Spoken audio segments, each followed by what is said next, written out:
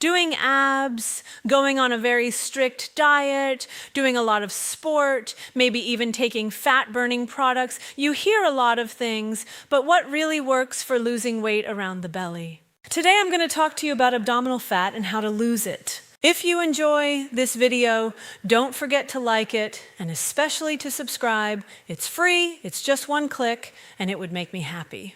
Hello everyone! I've often talked in my videos about the importance of abdominal fat, also called visceral fat, because this fat sits around the abdominal organs. I've explained that excess of it is the most significant and most problematic from a medical standpoint, since this fat is a source of risk for cardiovascular disease, metabolic diseases, and diabetes. It also destabilizes hormones, including sex hormones such as testosterone and estrogen. So it's a medically concerning type of fat, and when we try to lose weight, we're primarily aiming to lose this fat. But what really works against it? Before I tell you, allow me to remind you that everything I'm going to share in this video is just a small excerpt, just a small piece of everything we cover in the circle poids, weight circle. I think you're starting to know it by now. Many of you already do. The Circle Poids is a program to lose weight and maintain it in a lasting way, which we developed with my colleague, Dr. Arno Cockle, a renowned nutritionist who is knowledgeable not only in the scientific field, but also in the behavioral and psychological aspects of eating. We've put together a 2-month program with sometimes innovative techniques based above all on science. It's not just about what to eat, but how to eat it. It's not just about improving our diet, but also the way we chew, which foods to add, which foods to combine, what physical activity to do in an adapted way, and so on. Plenty of advice with one key feature. In this circle, you'll have a nutrition coach accompanying you every day, concrete techniques to apply daily, and you'll belong to a group.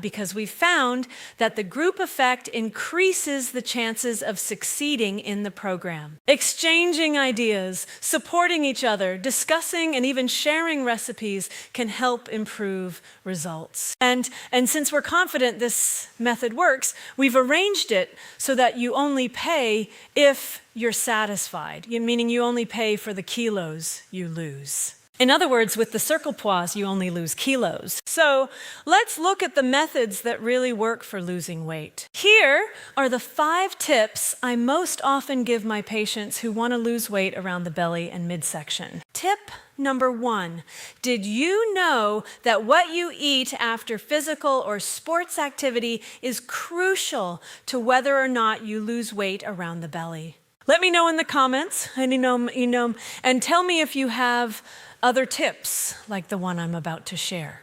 What you eat after physical or sports activity is critical, and it's something we often overlook. We tend to focus on exercising or being physically active and forget that what we eat right after or in the hours that follow is what will determine whether we lose fat around the abdomen. For example, after physical activity, and whether it's physical work, walking, gardening, or any other activity, including sports, what you eat in the following hours matters a great deal. I'll remind you that abdominal fat acts as a kind of reserve that the body uses when it lacks energy, and particularly when it's a little low on sugar.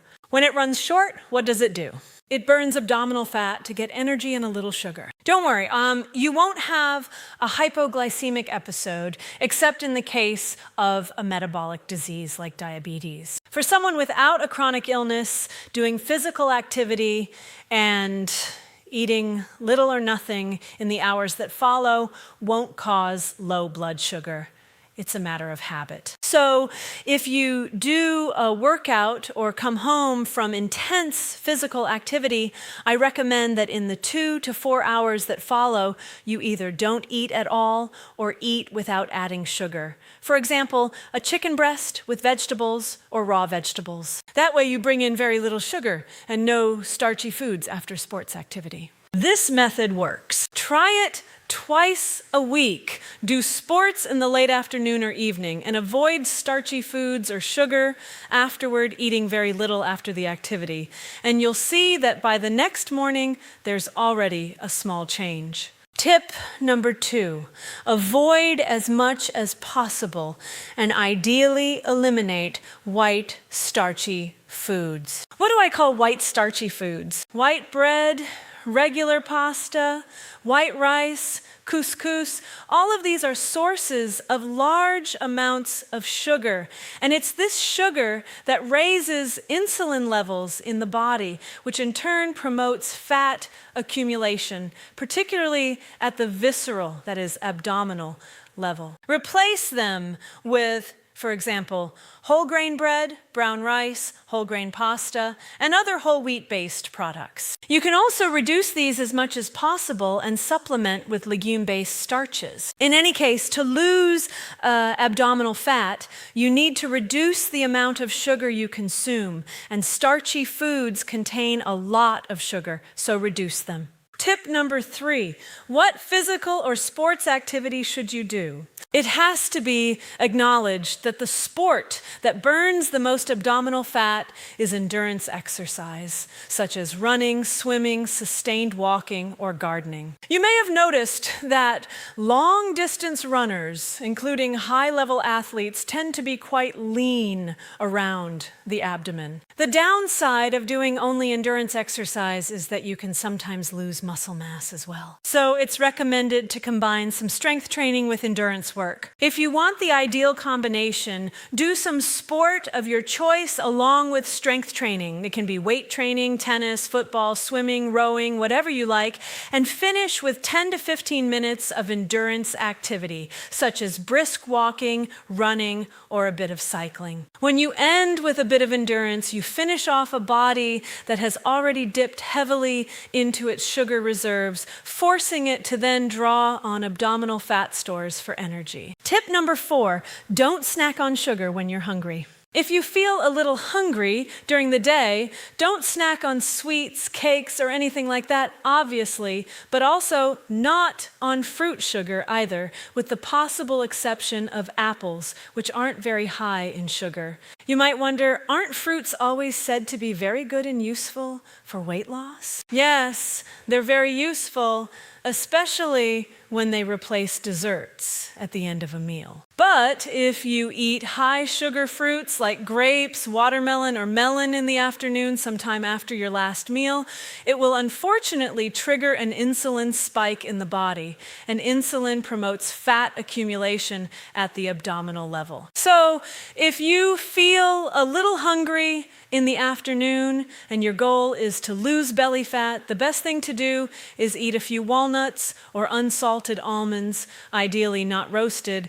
as natural as possible, possibly with an apple. You'll find that half an apple and a small handful of almonds and walnuts is enough to keep you satisfied through the afternoon. The key takeaway, when snacking, especially sometime after a meal, avoid anything with sugar. Tip number 5, when you slip up and haven't been able to follow the basic dietary rules or the tips I've just given you, there are 2 things to keep in mind to compensate. First, the meal that follows the slip-up should contain no starchy foods at all. Second, on the day after a slip-up, don't eat after 7 p.m. or 7:30 p.m. at the latest. Why? To allow the body to enter a kind of fast. It's the equivalent of intermittent fasting, which also works for losing belly fat. In any case, you create a kind of natural fast between the evening and the next morning, which again forces the body to draw on its abdominal fat reserves. And you might ask, do AB exercises work? Does strengthening the abdominal muscles actually help reduce belly fat? In truth, doing crunches or even better, planks, doesn't burn enormous amounts of calories or fat. It may help break down some of the fat between the skin and the muscle, slightly promoting its elimination.